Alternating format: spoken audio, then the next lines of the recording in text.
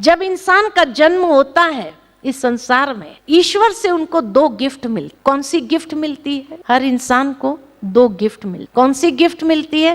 पहली गिफ्ट विवेक युक्त बुद्धि, जो सही गलत को अच्छी तरह समझ सकता है, और दूसरी गिफ्ट मिलती है स्वतंत्रता, फ्रीडम ऑफ चॉइस।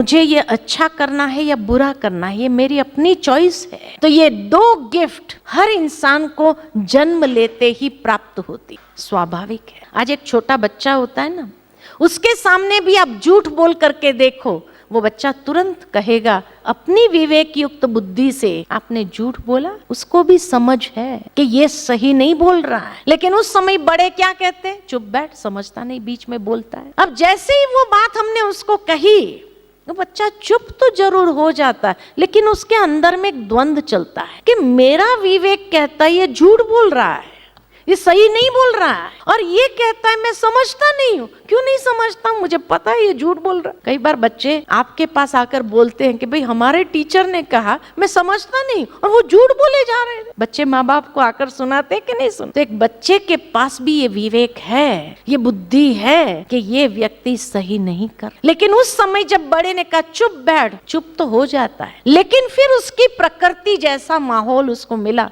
उसके दबाव में आकर के, अगर तामसिक प्रकृति का होगा तो वो सोचता है माना झूठ बोलना यही सही है, तो दूसरी बार वो आपके सामने ही झूठ बोलेगा, और तब बड़े क्या कहे, झूठ बोलता है, कहाँ से सीखा? अब वो बच्चा अंदर में बहुत द्वंद में चलता है कि जब मैंने सही बोला तो ये कहता है तुम समझता नहीं, जब मैंने झूठ बोला तो कहता है झूठ बोलता है। अब ये द्वंद उसको कहाँ ले जाएगा कि जिस तरह की प्रकृति के दबाव में वो जीता है, उसके अंतर्गत वो उसी चीज को अपनाता है। तो उसमें परमात्मा का रोल कहाँ आया? इसलिए मनुष्य जो करता, कर्म का सिद्धांत यही है, जो करेगा सो पाएगा, जैसा करेगा वैसा पाएगा, जितना करेगा, जो हर एक मनुष्य पर अप्लाई होता है, उसमें परमात्मा का रोल नहीं है। इसलिए भगवान ने कहा परमात्मा मनुष्य में कर्तापन नहीं रचता है, न ही कर्मों को रचता है, और न ही कर्म फल के संयोग को रचता, परंतु स्वभाव में स्थित प्रकृति के दबाव के अनुसार सब बरतते हैं। भावार्थ ये है कि देहधारी आत्मा अपनी स्वाभाविक स्वतंत्र इच्छा से कर्म करती है, इसीलिए उसका उत्तरदायित्व भी उसी पर है,